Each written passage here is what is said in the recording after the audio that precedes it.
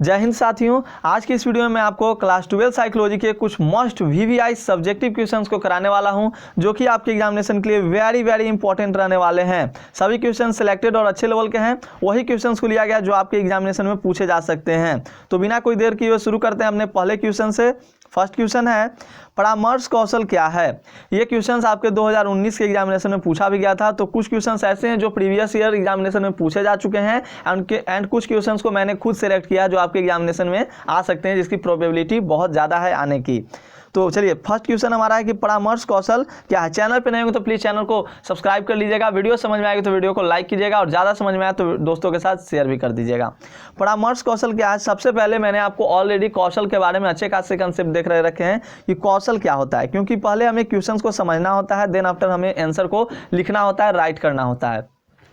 कौशल का मतलब होता है, सिंपल सा टर्म्स अगर समझ लें तो कहने का मतलब एक तरह से दक्षता हो गया, निपुणता, यानी आप बुद्धि विकास से भी समझ सकते हो कि कौशल का मतलब, स्किल्स का मतलब क्या होता है, तो बुद्धि विकास से इसका रिलेशन होता है, बुद्धि विकास से। तो क्वेश्चन हमारा कहता है कि परामर्श कौशल क्या है। परामर्श का मतलब आप लोग बचपन में या अपने आसपास के मोहल्लों में मतलब सभी जगह सुनते हो, परामर्श देना, सलाह देना एक तरह से होता है। तो वही कहा गया कि परामर्श कौशल। तो इसमें सिंपल सी बात है कि कोई व्यक्ति क्या होगा, या तो कोई मदद चाहेगा तभी वो परामर्श लेना चाहेगा, और कोई व्यक्ति क्या होगा, वो इच्छुक होगा किसी से मदद लेने के लिए। तो ये टर्म्स में आप समझिए कि परामर्श का मतलब होता है सलाह का लेना, और मतलब संबंध एक आदान प्रदान से आपका ये रिलेशन होता है।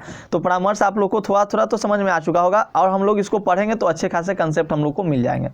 कहता है कि परामर्श कौशल से तात्पर्य ऐसी क्षमताओं, यानी क्षमता करने का मतलब कैपेसिटी से होता है, जिसके होने से परामर्शदाता जो परामर्श देते हैं और परामर्श ग्रहण करने वाले, जो परामर्श को देते हैं उसे परामर्शदाता कहते हैं, और जो परामर्श को ग्रहण करते हैं उन्हें कहते हैं परामर्श ग्रहण करने वाले, की समस्याओं के बारे में ठीक ढंग से अवगत होकर उसका समाधान करने की उचित राय देते हैं। इससे लाभान्वित होकर वह अपने भविष्य को ठीक ढंग से सुनियोजित कर लेते हैं, मतलब अच्छे तरीके से अपने जीवन को संवार लेते हैं, मतलब सुधार लेते हैं। तो मैंने आपको शुरू में ही बताया कि परामर्श का मतलब क्या होगा दोस्तों। परामर्श में क्या होगा, सहायता परक एक तरह का संबंध होता है, जिसमें सम्मिलित होते हैं जो व्यक्ति मदद चाह रहा है, जो व्यक्ति मदद दे रहा है या देने के लिए इच्छुक है। हम चाह रहे हैं कि हम आपको मदद दें, क्या तो हम सारे सब्जेक्टिव क्वेश्चंस को आपको सोल्व करा दें, जो कि आपके एग्जामिनेशन के लिए इंपॉर्टेंट है। और ये कंफर्म भी है, मैं आपको जितने भी क्वेश्चंस आपको कराने वाला हूं और जितने भी वीडियोज आएंगी, वो सभी वीडियोज के क्वेश्चंस आपके लिए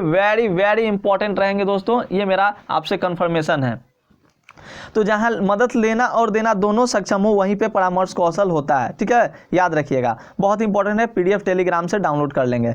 सेकंड क्वेश्चन कहता है हमारा, बहुत इंपॉर्टेंट वीवीआई, ये भी 2019 के एग्जामिनेशन में पूछा गया है ऑलरेडी, एंड आपके न्यू मॉडल पेपर में इस क्वेश्चन को डाला गया है, तो थोड़ा ध्यान रखिएगा। निर्धनता को परिभाषित करें। सिंपल सा क्वेश्चन है। निर्धनता मतलब जिसे आप पोवर्टी कहते हो, गरीबी। गरीबी का मतलब क्या होता है, कहता है यहाँ पे सिंपल सा टर्म्स है, इसको समझ लीजिए कि अगर हमारे पास भोजन नहीं रहेगा खाने के लिए, कपड़े नहीं रहेंगे पहनने के लिए, घर नहीं रहेगा रहने के लिए, तो हम लोग क्या हैं, गरीब हैं। और जिसके पास क्या है, भोजन है, घर है, कपड़ा है, वो सब क्या है, निर्धन नहीं है, वो संपन्न है, धनी मनी है। राजा का अपोजिट होता है रंग, तो ध्यान रखेंगे आप लोग सभी लोग। तो यहाँ पर निर्धनता को परिभाषित करना है, डिफाइन करना है, व्हाट इज पॉवर्टी। कहता है मानव समुदाय की एक ऐसी दशा है, एक ऐसी स्थिति है, कंडीशन है, जिसमें आवश्यक वस्तुओं जैसे भोजन आपका हो गया यानी फूड, वस्त्र यानी क्लॉथ, एवं आवास का अभाव पाया जाता है। अभाव कहने का मतलब है कमी पाया जाता है। ठीक है, उसे निर्धनता कहा जाता है। सिंपल सा टर्म्स आप ये लिख देना। निर्धनता को परिभाषित किया जाएगा तो लिखिएगा कि मानव समुदाय की एक ऐसी दशा है जिसमें आवश्यक वस्तुओं जैसे भोजन, वस्त्र एवं आवास का अभाव पाया जाता है, उसे निर्धनता कहा जाता है, यानी पोवर्टी हम लोग कहते हैं। फिर बात आती है कि निर्धनता को प्रमुखता जो होता है वो आर्थिक अर्थ में आप लोग समझ सकते हैं। क्यों? क्योंकि निर्धन होंगे हम लोग तो आर्थिक रूप से ही होंगे, निर्धन होंगे तो आर्थिक रूप से होंगे, मानसिक रूप से निर्धन नहीं होते हैं। निर्धन, हाँ, मानसिक रूप में मानसिक तनाव जो चिकित्सा उपागम है, आप उसमें कुछ टर्म्स पढ़िएगा, वहाँ पे आपको समझ में आएगा। लेकिन यहाँ पर निर्धनता की बात की जाए तो ये सिंपल सा टर्म्स है कि ये आर्थिक अर्थ में ही इसको परिभाषित करते हैं, तथा उसका मापन या आय पोषण तथा जीवन के मूल आवश्यकताओं से है। तो जीवन के मूल आवश्यकता कौन कौन है आपके, वो रोटी, कपड़ा और मकान। आपने पढ़ा होगा, रोटी, कपड़ा और मकान, साथ साथ फैमिली को हम लोग किस तरह से रख रहे हैं, यही हमारा होता है। तो निर्धनता आप लोग क्लियर होगा। इंपॉर्टेंट क्वेश्चन है दोस्तों, आप इग्नोर मत करना, इग्नोर मत कीजिएगा, वीडियो को स्किप मत कीजिएगा, देखिए पूरा समझिए अच्छे से। पीडीएफ तो टेलीग्राम पे मिल जाएगा, थोड़ा सा यहाँ समझ लीजिएगा तो पीडीएफ पढ़ने में आसानी होगी आपको। थर्ड क्वेश्चन कहता है प्रेक्षण कौशल क्या है। वो प्रेक्षण कौशल मैंने बहुत बार बताया है आपको, इससे जुड़ी हुई बहुत सारे ऑब्जेक्टिव क्वेश्चंस भी कराए हैं। यानी कहता है observation skills. What do you mean by observation skills जी? तो जिस तरह से आपको मैंने परामर्श कौशल के बारे में बताया उसी तरह से प्रेक्षण कौशल है। कहता है प्रेक्षण कौशल, यहाँ पर समझिएगा, आधारभूत कौशल को 3 प्रकार में बांटा जाता है, 3 श्रेणियों में बांटा जाता है। सबसे पहला जो आता है आपका सामान्य कौशल, ध्यान रखिएगा, सामान्य स्किल्स आता है, सिंपल सा स्किल्स। और उसके बाद आपका सेकंड में आता है प्रेक्षण कौशल, थर्ड अदर आपका विशिष्ट कौशल, स्पेसिफिक स्किल्स।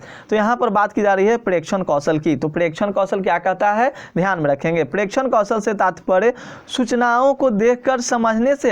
अच्छा, ऑब्जर्व करना मतलब क्या होता है, हम लोग देखे किसी को, करें कि फलाना ऐसा है, तो मतलब क्या करते हैं, ऑब्जर्व करते हैं, उससे हम लोग प्रेक्षण करते हैं, ऑब्जर्व करके बताते हैं। तो प्रेक्षण कौशल से तात्पर्य सूचनाओं को देखकर समझने से है। कोई मनोवैज्ञानिक चाहे वह शोध कर रहा हो या किसी क्षेत्र में व्यवसाय कर रहा हो, ज्यादातर समय सावधानी पूर्वक सुनने, ध्यान देने और प्रेक्षण करने का कार्य करता है। In this way we have to call the प्रेक्षण कौशल, यानी कह सकते हैं ऑब्जर्वेशन स्किल्स यही होता है, यानी ऑब्जर्व करना। कैसे, या तो देखकर, या तो सुनकर, या तो ध्यान देकर हम लोग क्या करते हैं, प्रेक्षण करते हैं। ठीक है, वह अपनी समझ संवेदना का उपयोग देखने, सुनने, स्वाद लेने, स्पर्श करने या सूंघने में करता है। तो प्रेक्षण करना मतलब ऑब्जर्व करना है। स्किल्स को वहाँ पे ऑब्जर्व करने की स्किल्स अगर आप में हो जाएगी तो आप कहिए कि हमारे अंदर प्रेक्षण कौशल क्या हो गया, विकसित हो चुका है। ज़्यादातर एक इसमें पाया जाता है, ये व्यवसाय जो करते हैं, मनोवैज्ञानिक जो ये सब होते हैं, तो इन लोगों में प्रेक्षण कौशल। हम लोग भी क्या करते हैं, कभी कभी ऑब्जर्व कर लेते हैं। जैसे एक सिंपल सा टर्म समझिए, भात हो गया, अगर भात को अगर देख लीजिएगा, भात अगर जान दीजिए, मतलब क्या होता है, औड़ाना कहते हैं ना, अगर औड़ा जाएगा मतलब बासी हो गया, तो आप दूर से ही देखकर उसको समझ जाइए कि वो क्या है, वो ये फूड जो हो गया है बासी है, स्टील है। ध्यान रखिएगा। नेक्स्ट हमारा क्वेश्चन कहता है क्वेश्चन नंबर 4, प्राकृतिक पर्यावरण से आप क्या समझते हैं। वेरी वेरी इंपॉर्टेंट, प्राकृतिक पर्यावरण से आप क्या समझते हैं। वाह, क्या क्वेश्चन है, सिंपल सा क्वेश्चन है। अगर आपके एग्जामिनेशन में आता है तो क्या आप नहीं लिख पाते। प्राकृतिक कहने का मतलब नेचर और पर्यावरण का मतलब समझते हो, हम लोग आसपास जितनी भी चीज़ों को देखते हैं वही ना पर्यावरण है। जितने भी चीज़ों को, जितना भी आप घर से निकलिए, अभी दरवाजे से बाहर निकलिए, आप देखिएगा क्या आपके सामने पेड़ पौधे, कोई किन्हीं के सामने बड़े बड़े बिल्डिंग, ये लोग क्या होंगे, नजर आएंगे। तो इसी कहते हैं प्राकृतिक पर्यावरण, ध्यान रखिएगा, पर्यावरण इसे कहते हैं। और प्राकृतिक कहने का मतलब आप सिंपल सा टर्म समझिए कि जिसे भगवान, जिसे आप नेचर कहते हो, भगवान, नेचर, जो भी कहिए, जो भी आप लोग अपने टर्म्स में समझते हैं। तो कहता है कि हमारे आसपास में उपस्थित वह सारी चीजें हैं जिसको मानव द्वारा नहीं बल्कि प्रकृति के द्वारा बनाई गई है। अब बहुत बच्चों को प्रकृति ना समझ में आए तो समझ लीजिए सिंपल सा टर्म्स भगवान समझ लीजिएगा, ठीक ना। तो भगवान को क्या कहता है, प्रकृति द्वारा बनाई गई है और उस वस्तु की देख रेख की प्रकृति के द्वारा किया जाता है, उसे प्राकृतिक पर्यावरण कहते हैं। जैसे पानी हो गया, लाइट हो गया, हवा हो गया, मिट्टी हो गया, ये सब क्या है, ये सब हम बनाते हैं। पानी हम बनाते हैं जी, नहीं ना। प्रकाश हम बनाते हैं, हवा हम बनाते हैं, नहीं ना। ये सब भगवान के द्वारा दिया गया है, सूर्य का प्रकाश। हालांकि अभी हमारे मानव निर्मित प्रकाश भी बहुत सारे हैं, जैसे आपका टॉर्च का लाइट हो गया, बिजली का बल्ब हो गया, ये सब मानव निर्मित है। लेकिन जो प्रकाश की बात मैं कर रहा हूँ वो सनलाइट की बात यहाँ पे हो रही है। तो प्राकृतिक पर्यावरण माने कि हम लोग जितने भी अपने आसपास में जितनी प्राकृतिक चीजों को देखते हैं, प्राकृतिक चीजों को देखते हैं जिसे मानव ने नहीं बनाया है, उसे कहते हैं प्राकृतिक पर्यावरण। क्लियर है सभी को। बढ़ा जाए नेक्स्ट क्वेश्चन की ओर। चलिए नेक्स्ट क्वेश्चन हमारा कहता है question number 5, very very important है, फटाफट से देख लीजिए, पीडीएफ डाउनलोड कर लीजिए टेलीग्राम से और चले जाइए एग्जामिनेशन देने। कोई गारंटी, दम फुल्ली गारंटी, आप अच्छा करके आओगे, सभी क्वेश्चंस को अटेम्प्ट कर लो। मैं आपको वीडियो फटाफट से देने वाला हूं, फटाफट से दे ही रहा हूं। क्वेश्चन 5 कहता है हमारा, समूह संघर्ष के मनोवैज्ञानिक कारकों को लिखिए। अब समूह संघर्ष की बात आती है, यानी ग्रुप में क्या होते हैं। ग्रुप आपको लेंगे बहुत अच्छे खासे, मैंने इसमें ऑब्जेक्टिव भी कराया था कि 2 या 2 से अधिक लोगों के एक जो लोग शामिल होते हैं एक साथ, तो उसे हम लोग कहते हैं समूह। समूह में मैंने आपको बहुत सारे द्वंद्व भी बताए थे, समूह में क्या अंतर है, भीड़ में क्या अंतर है, ये इंपॉर्टेंट है आपके एग्जामिनेशन के लिए, ये भी मैंने कराया है, तो ध्यान में रखिएगा। तो यहाँ पर कहता है कि समूह संघर्ष के मनोवैज्ञानिक कारकों को लिखिए। समूह संघर्ष के मनोवैज्ञानिक कारण बहुत हैं, लेकिन यहाँ पर मैंने 4 डिस्कस किए हैं, थोड़ा ध्यान दीजिएगा। कहता है कि एक पक्ष में दूसरे पक्ष से अधिक श्रेष्ठ होने की भावना। बिल्कुल जी, समूह संघर्ष क्या होता है, एक पक्ष में, समूह की बात छोड़िए ना, हम लोग अगर अपना इंडिविजुअल भी बात कर लें, अगर अलग अलग की, तो हम खुद प्रतिस्पर्धा करते हैं, हम खुद सोचते हैं अरे वो हमसे ज़्यादा जानता है, थोड़ा हम भी उससे ज़्यादा जानेंगे। तो इसी तरह से क्या होता है, इन द सिंपल वे, समूह में भी आपका यही होता है कि समूह में भी लोग क्या होते हैं, एक दूसरे से श्रेष्ठ होने की भावना को सोचते हैं। वो सोचता है कि हम भी इससे ऊंचा ओहदा प्राप्त कर लें, इससे ऊंचा हो जाए, ठीक ना। नेक्स्ट हमारा है ख, एक पक्ष के दूसरे पक्ष से अधिक जागरूक होने की भावना। मतलब हाँ, जागरूकता भी दिखाता है ग्रुप में, तब ना लोग उसके प्रति एक्टिव होंगे, अपना एक्टिवनेस दिखाएंगे कि अरे भाई वो जागरूक है, वो हमारा अच्छा नेता हो सकता है। मतलब जो भी आप कहिए समझ सकते हैं। बात आती है हमारे क्वेश्चन नंबर ऑप्शन ग के बारे में, ऑप्शन सी, एक समूह द्वारा पूर्व में की गई किसी क्षति का बदला लेने की भावना। एक समूह के द्वारा पूर्व में की गई किसी क्षति का बदला लेने की भावना भी ग्रुप में बनी रहती है। वो मैंने उसका ग्रुप हम लोग को पछाड़ दिया था ना, इस बार हम लोग क्या करेंगे, उसको पछाड़ेंगे, ऐसा होता है। ऑप्शन डी है, संप्रेषण की कमी की वजह से दोनों पक्षों में मध्य विश्वास का अभाव होने के कारण भी समूह संघर्ष होता है। बिल्कुल, कभी कभी क्या होता है, जैसे हमारे यहाँ आप लोग देखिएगा, कोई बात होता है, अगर हम जानते हुए भी नहीं बताते हैं किसी को, ठीक ना, और वो भी जान रहा है, ऑलरेडी वो भी जान रहा है, हम भी जान रहे नहीं बताते हैं, तो उस होता है कि उन्हें ना बता ले, और उस होता है कि हमको नहीं बताया है, इस तरह से होता है, ठीक ना। नेक्स्ट हमारा क्वेश्चन कहता है, क्वेश्चन नंबर 6, थोड़ा ध्यान दीजिएगा, रूढ़ि युक्त किसे कहते हैं। सबसे पहले रूढ़ि युक्त को समझने से पहले आपको एक टर्म समझना होगा कि आप पूर्वाग्रह से क्या समझते हैं, ठीक ना। रूढ़ि युक्त टर्म्स को समझने से पहले पूर्वाग्रह को आपको समझना होगा। सॉरी, पूर्वाग्रह क्या होता है थोड़ा समझिएगा। आपने अभिवृत्ति के बारे में पढ़ा, एटीट्यूड के बारे में पढ़ा है, तो मैंने बताया कि पूर्वाग्रह होता है नकारात्मक अभिवृत्ति, ठीक है। मतलब एक समूह के प्रति नकारात्मक अभिवृत्ति को कहते हैं पूर्वाग्रह। आपके एग्जामिनेशन में पूछा भी जाता है पूर्वाग्रह के बारे में, तो ध्यान दीजिएगा। कहने का मतलब सिंपल सा टर्म्स में लिखिएगा कि पूर्वाग्रह जो होता है किसी विशिष्ट समूह के प्रति नकारात्मक भावना अभिवृत्ति को कहते हैं, ठीक ना। अब रूढ़ि युक्त को समझते हैं, क्या रूढ़ि युक्त होता है दोस्तों, ठीक ना। चलिए, रूढ़ि युक्त किसे कहते हैं। रूढ़ि युक्त जो कि एक प्रकार का सामाजिक स्कीमा है, ठीक है, में एक विशिष्ट समूह के प्रति अति सामान्यकृत विश्वास होता है जो प्रायः पूर्वाग्रह को उत्पन्न करता है, वे उन्हें दृढ़ता प्रदान करता है। रूढ़िवादी होना यानी कहने का मतलब कि एक निगेटिविटी फीलिंग्स को रखना अपने अंदर, निगेटिविटी एटीट्यूड को रखना, खराब एटीट्यूड को रखना, इसे हम लोग कहते हैं रूढ़ि युक्त। क्लियर रहेगा, इंपॉर्टेंट है, 2019 में इसे भी पूछा गया है। नेक्स्ट हमारा क्वेश्चन कहता है, मोस्ट ऑफ द क्वेश्चंस आपके तो क्वेश्चन बैंक से ही मैंने लिए हैं, 2019 है, 2018 है, 2017 का क्वेश्चंस इसमें डाला गया है, और कुछ क्वेश्चंस मैंने सेलेक्ट भी किए हैं, तो ऐसा नहीं है, मैं आपको वीडियो देता जाऊंगा, आप लोग फटाफट से देखे जाएंगे। ऑब्जेक्टिव मैंने ऑलरेडी बहुत सारे करा दिया, तो ऑब्जेक्टिव मैं एक लास्ट वीडियो कराने वाला हूँ, लास्ट वीडियो होगा जिसमें केवल VVI रहेंगे। उसके बाद आप लोग सब्जेक्टिव की तैयारी कीजिए, फटाफट से ऑब्जेक्टिव का वीडियो आप लोग देखते रहिए, उसी वीडियो को रिवाइज करते रहिए, उतना से ज़्यादा नहीं आएगा। 7 है, विश्वास की परिभाषा लिखिए। अब देखिए यहाँ पर विश्वास कहने का मतलब, जो भी कहिए, ट्रस्ट कहिए, जो भी कहिए, विश्वास, तो विश्वास कहने का मतलब परिभाषा कि विश्वास जो है अभिवृत्ति एटीट्यूड का एक संज्ञानात्मक घटक को इंगित करते हैं तथा ऐसे आधार का निर्माण करते हैं जिन पर अभिवृत्ति टिकी है। जैसे ईश्वर में भी विश्वास, जैसे हमारी अभिवृत्ति टिकी होती है, विश्वास रहता है। अभी आपको मेरे ऊपर विश्वास है, आप ना तो मुझे देखे हो नहीं कुछ, फिर भी आपको मेरे ऊपर विश्वास है कि नहीं, एग्जाम के आते आते तक शायद ये मेरी तैयारी को अच्छा करा सकते हैं, ठीक ना। तो इसीलिए आप मेरे वीडियोस को देखते भी हो, तो यहाँ पर ध्यान रखिएगा, इसी को विश्वास करते हैं। सिंपल सा टर्म में ईश्वर का विश्व, ईश्वर में विश्वास, तो ये बहुत सा जनरल सा डिफिनेशन, जनरल सा एग्जांपल है, इसे आप समझ सकते हो। चलिए क्वेश्चन 8 को करते हैं दोस्तों, समझ में आना चाहिए, केवल समझ में आना चाहिए, समझ में आना चाहिए, समय ज़्यादा नहीं लूंगा, बस फटाफट से करूंगा। 8 नंबर, मनोवृत्ति परिवर्तन में दूरदर्शन की क्या भूमिका है। दूरदर्शन की क्या भूमिका है, सिंपल सा टर्म में इतना पढ़ने की जरूरत नहीं है, थोड़ा सा मैं आपको समझा देता हूँ, आप लोग लिख लीजिएगा। इसे मैं टेलीग्राम पर PDF दूंगा, वहाँ से आप लोग इसे पढ़ लेना, ठीक है। देखिए, मनोवृत्ति कहने का मतलब हो गया, आप जानते हो, मनोवृत्ति, हमारी मनोवृत्ति परिवर्तन यानी चेंजेस। तो कब चेंजेज होते हैं हमारे मनोवृत्ति यानी एटीट्यूड में, दूरदर्शन पर एकाध से एक चीज़ हम लोग देखते हैं। कभी हम लोग व्यवहार परक सीरियल भी देखते हैं, कार्टून भी देखते हैं, जो भी देखिए, फिल्म देखिए, तो कभी देशभक्ति, जैसे अभी 26 जनवरी आने वाला है, तो हम लोग देशभक्ति देखते हैं, तो उस समय हमारे अंदर क्या होता है, एक उत्साह जग जाता है, अरे देश प्रेमी हो गए। अब फिर क्या होता है, मतलब ऐसा करना नहीं चाहिए, फिर क्या होता है, धीरे धीरे क्या होता है, खत्म हो जाता है उत्साह। नए चीज़ों के बारे में हम लोग देखते हैं, कोई सीरियल ही नया आता है, तो आप लोग क्या करते हैं, बहुत ज़्यादा मात्रा में उसे देखते हैं, तो एक तरह से आपके मनोवृत्ति में परिवर्तन आता है। तो यही यहाँ पे कहता है कि प्रत्येक व्यक्ति नई सूचनाओं को जानने के लिए उत्सुक रहता है, न्यूज़ के भी देखने के लिए, न्यूज़ से भी हमारे अभिवृत्ति में बहुत ज़्यादा चेंजेस आते हैं। इसके लिए विभिन्न संचार माध्यमों जैसे रेडियो, टेलीविजन, समाचार पत्र, इंटरनेट, मोबाइल या अन्य माध्यमों से नित्य नई सूचनाएं प्राप्त करता है। करते भी आप लोग, यूट्यूब से अभी आप लोग वीडियो को देख रहे हैं, तो समझिएगा। इन संचार माध्यमों का अभिवृत्ति निर्माण में विशेष महत्व है।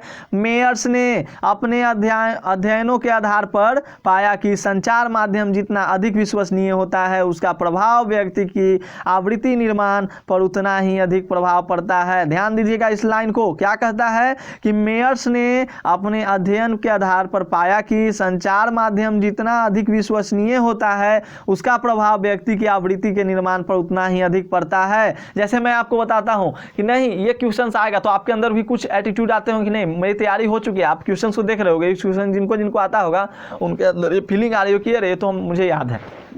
तो एक तरह से ये आपके अभिवृद्धि पर क्या देते हैं, अपना संज्ञानात्मक एवं भावात्मक क्या आते हैं, प्रभाव डालते हैं, उससे आपको प्रबल बनाते हैं। फिर बात आती है यहाँ पे देखिए कि हाँ, अभिवृत्ति निर्माण पर संचार माध्यम का अच्छा एवं बुरा दोनों प्रकार का प्रभाव पड़ता है। संचार माध्यम के रूप में इंटरनेट की तुलना में लोगों को सूचित करता है कि इन संचार माध्यम को सूचना संकलन की प्रकृति पर कोई रोक नहीं होता है। मतलब इतना आप समझ जाइए कि ये हमारे मतलब क्या करता है, संचार ये सब जो होता है मनोवृत्ति परिवर्तन में अपनी अहम भूमिका अदा करता है। ध्यान में रखिएगा, इंपॉर्टेंट है, लिख दीजिएगा बना कर, जो भी आपको आता है वही लिखना है। थोड़ा सा यहाँ समझिए, बाकी लिखिए, क्योंकि याद करना इज नॉट सो पॉसिबल, समझना is very most important for you. Skills का डेवलपमेंट कीजिए, अंडरस्टैंडिंग स्किल अपने आप में बनाइए। 9 नंबर क्वेश्चन कहता है प्राथमिक चिकित्सा के उद्देश्य को लिखिए, उद्देश्य का उल्लेख करें। तो देखिए प्राथमिक चिकित्सा के निम्नलिखित उद्देश्य हैं। सबसे पहला होता है प्राथमिक चिकित्सा, आप लोग पढ़े होंगे, आप लोगों ने फर्स्ट एड भी बचपन में पढ़ा होगा। फर्स्ट एड उपचार जो होता है, प्राथमिक उपचार, तो वही कहता है जीवन बचाना, यानी लाइफ को सेव करना। प्राथमिक उपचार का सबसे पहला उद्देश्य यही होता है कि किसी तरह की दुर्घटना से ग्रस्त व्यक्ति की जान बचाई जा सके। क्लियर है? क्लियर है। नेक्स्ट है कि दुर्घटना के परिणाम को बढ़ने से रोकना, यानी कि कहने का मतलब कि दुर्घटना का जो परिणाम हो उसे कंट्रोल कर लिया जाए। किसी का, भगवान न करे, किसी का अगर मान लीजिए एक्सीडेंट हो जाए तो उसे क्या करना है, हमें कंट्रोल करना है, ज़्यादा ब्लीडिंग ना हो, उसकी हालत ज़्यादा गंभीर ना हो। यही होता है प्राथमिक चिकित्सा का दूसरा उद्देश्य। तो कहता है कि चिकित्सा में सुनिश्चित किया जाता है कि पीड़ित को लगी चोट की वजह से कोई अन्य लोग या चोट इत्यादि न लग जाए, अर्थात आगे की चोट को रोकना दूसरा उद्देश्य होता है। बिल्कुल फ्री माइंड होकर पढ़िए, बहुत ही समझ में आने वाला है। थर्ड हमारा टर्म जो है प्राथमिक चिकित्सा के उद्देश्य, कहता है कि संक्रमण के लिए शक्ति प्रतिरोधक क्षमता देना। दुर्घटना किसी भी चीज़ से हो सकती है और कुछ चीज़ों का संक्रमण होने की संभावना बनी रहती है, तो पीड़ित को प्राथमिक चिकित्सा ऐसे की जाती है जिससे उसे किसी भी तरह का संक्रमण न हो जाए। जैसे मान लीजिए ब्लेड उलेट से अगर आपका हाथ उठ कट जाता है, या नेल पॉलिश जो भी कट जाता है, ब्लेड से, नेल पॉलिश की शीशी से एक बार मैं कटा था इसलिए मुझे याद है, तो आपको टेटनस का क्या दिलाना पड़ता है, सुई दिलाना पड़ता है। तो यही आपका थर्ड होता है। पहले तो हम लोग यहाँ पर कंट्रोल करते हैं, फर्स्ट टर्म्स में लाइफ बचाने के लिए सोचते हैं, सेकंड टर्म्स में कंट्रोल करते हैं, और थर्ड टर्म्स में थोड़ा सा देखते हैं कि इसको संक्रमण का भी खतरा ना हो। जैसे आपको मैंने बताया कि टेटनस का हम लोग सुई दिला देते हैं 24 घंटे के अंदर में, कि ज़्यादा मतलब फैले नहीं। तो ये आप लोग ध्यान में रखिएगा, संक्रमण ज़्यादा फैले नहीं। बहुत ही इंपॉर्टेंट क्वेश्चन था। पीडीएफ जरूर डाउनलोड कीजिएगा, क्योंकि फ्री में मिल रहा है पीडीएफ, तो डाउनलोड करने में क्या जा रहा है। क्वेश्चन हमारा 10 का था, योग के 8 अंग कौन से हैं, और किसी तरह की प्रॉब्लम हो तो 95 23 29 75 96 पे आप कॉल कर सकते हैं, 29 75 96 पे आप कॉल कर सकते हैं। कहता है यहाँ पे योग के 8 अंग कौन से हैं, तो कहता है योग के 8 अंग है यम, नियम, आसन, प्राणायाम, धारण, ध्यान और समाधि। याद रखिएगा इसमें क्या समझाऊं। नेक्स्ट हमारा क्वेश्चन कहता है क्वेश्चन 11, मनोग्रस्तता बाध्यता विकार क्या है। बिल्कुल जी, देखिए ध्यान दीजिए, तो कहिए कि भगा दी हैं, नहीं समझाएं अच्छे से, समझ लीजिए। कहता है यम, नियम, आसन, प्राणायाम, धारण, ध्यान, समाधि। ठीक है। नेक्स्ट हमारा है मनोग्रस्तता बाध्यता विकार क्या है। मनोग्रस्तता बाध्यता विकार क्या है 11 का, देखिए क्या होगा। तो कहता है कि मनोग्रस्त मतलब क्या होता है, जैसे आप मनोग्रसित हैं या मनोरुग्ण हैं, मानसिक रोगी। कैसे, अब कोई भी काम कर रहे हैं, दिल नहीं लग रहा है, पढ़ रहे हैं, दिमाग नहीं काम कर रहा है, केवल गाने सुनने का मन कर रहा है, मतलब कुछ भी नहीं कर रहा है, हम जो भी निर्णय ले रहे हैं लग रहा है कि अरे मैं तो जितना भी काम करता हूँ गलत करता हूँ, शर्मनाक करता हूँ, खराब काम करता हूँ। इसी को कहते हैं हम लोग मनोरुग्ण कहते हैं, यानी मनोग्रसित बाध्यता कहते हैं। तो पूछता है हमारा क्वेश्चन कि मनोग्रस्तता बाध्यता विकार क्या है। तो सिंपल सा आप लिखिए कि किसी विशेष विचार या विशेष पर चिंतन को रोक पाने की असमर्थता मनोग्रस्ती व्यवहार कहलाता है। मतलब हम लोग कुछ स्पेसिफिक कंडीशन के बारे में नहीं सोच पा रहे हैं, कुछ अच्छे विचार मेरे दिमाग में नहीं आ रहे हैं, अच्छे ख्यालात मेरे दिमाग में नहीं आ रहे हैं, केवल हम शक कर रहे हैं, शंका कर रहे हैं और सोच रहे हैं कि नहीं, फिर हम लोग गलत भी साबित हो जाए, सोच रहे हैं कि नहीं मैं गलत सोच रहा हूं। इसको कहते हैं मनोग्रस्तता बाध्यता। क्लियर है। तो इससे ग्रसित व्यक्ति अक्सर अपने विचारों को अप्रिय, यानी उसको मतलब पसंद नहीं आ रहा है, शर्मनाक समझता है, मतलब खराब समझता है। क्लियर है ना। नेक्स्ट हमारा क्वेश्चन कहता है क्वेश्चन 12, विभ्रम क्या है। अब विभ्रम क्या है, शक क्या हो गया, विभ्रम मतलब एक मतलब से पता नहीं चलना, मतलब पता नहीं चला। विभ्रम का मतलब भ्रम में हम पड़ गए, पता नहीं चला, यही ना। कहता है कि इंद्रियों से प्राप्त ज्ञान में के गड़बड़, जैसे हमारे पास 5 सेंस ऑर्गन होते हैं, आंख से हम लोग देखते हैं, कान से सुनते हैं, नाक से सूंघते हैं, सांस भी लेते हैं, मुंह से खाते हैं, स्किन से हमारा बहुत ज़्यादा होता है, हमारे शरीर को प्रोटेक्ट करता है। तो याद रखिएगा जीभ से हम लोग किसी टेस्ट को, स्वाद को टेस्ट करते हैं।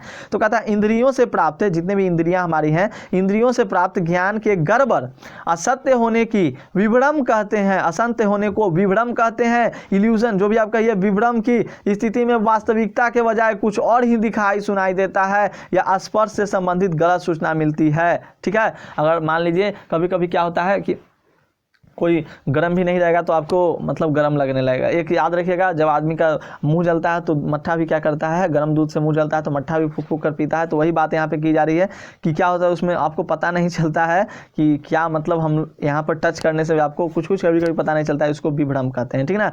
नेक्स्ट हमारा क्वेश्चन कहता है, बहुत ही इंपॉर्टेंट, मैंने इस क्वेश्चन को शायद कराया भी है, कि अच्छे स्वास्थ्य से आपका क्या तात्पर्य। अरे अच्छे स्वास्थ्य का मतलब क्या है? हमको सर पढ़ा रहे हैं, हमको समझ में आ रहा है, अच्छा स्वास्थ्य है। हमको मम्मी कह रहे हैं कि काम करो बेटा, काम कर रहे हैं, अच्छा स्वास्थ्य है। हम ना तो बेड पे भर दिन सोए रह रहे हैं, पूरा अच्छे सभी बच्चों के साथ क्रिकेट खेल रहे हैं, अच्छे से सभी के साथ बात कर रहे हैं, हंसी मजाक कर रहे हैं, व्हाट्सएप फेसबुक सभी का यूज कर रहे हैं, तो क्या है, हम अच्छे स्वास्थ्य से हैं। और क्या, अच्छे स्वास्थ्य से यही तात्पर्य है। तो कहने का मतलब होता है कि पूर्ण शारीरिक, मानसिक, सामाजिक तथा आध्यात्मिक कुशलक्षेम की अवस्था ही स्वास्थ्य है, न कि केवल रोग अथवा अशक्तता का अभाव। मतलब कहने का मतलब ये नहीं कि केवल हम लोग रोगी नहीं है तो मतलब हम स्वस्थ हैं। स्वस्थ का मतलब, कहने का मतलब पूरी तरह से, शारीरिक तरह से, मानसिक तरह से, सामाजिक से, आध्यात्मिक से, हर तरह से, पूजा पाठ से लेकर सभी दोस्तों के साथ अपने दिमागों को कुशल रखने की क्षमता को ही कहते हैं अच्छे स्वास्थ्य को हम लोग कहते हैं। ये नहीं कि केवल रोग नहीं है, कोई बीमारी नहीं है तो हम कहते हैं कि अच्छा स्वास्थ्य है, और भर दिन क्या कर रहे हैं, इधर उधर सोचते चल रहे हैं, सपना देखते चल रहे हैं, ओ ये होगा, ये होगा, ये नहीं कर पाऊंगा, तो ये इसको नहीं कहते हैं। ठीक है।